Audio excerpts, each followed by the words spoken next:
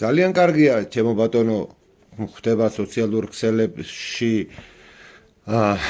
ვიდეოები, რომ ამადამ რაიონში, ამადამ ჯგუფმა არ ვასახელებ, რა თქმა უნდა, არც სახელს, არც გვარს, არც ჯგუფის სახელწოდებას, გაუშვეს 200 ხოხობი, 300 ის, 400 ის, მაგრამ ეს ყველაფერი არის არაფერი.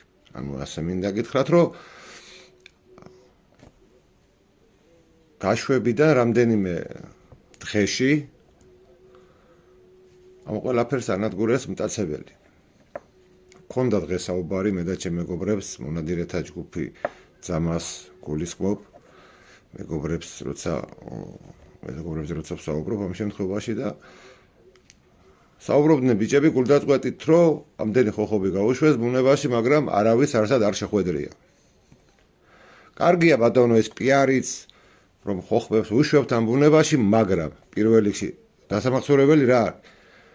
მაშინ ხარ მონადირე, როდესაც ჯერ ბუნებას გაწმენდ მტაცებლიდან და შემდეგ გაუშვებ იქ ხოხობი იქნება თუ სხვა კეთილშობილი ნადირ ფრინველი იქნება ჩემო ბატონებო.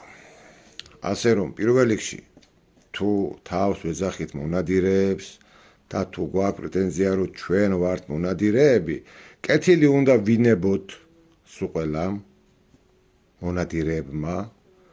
პირველ რიგში უნდა ვებრძოლოთ მტაცებელს და შემდეგ უნდა ვინადიროთ იმ ნადირსა თუ ფრინველზე, რომელიც აგრერიგად გვიყვარს ჩვენ.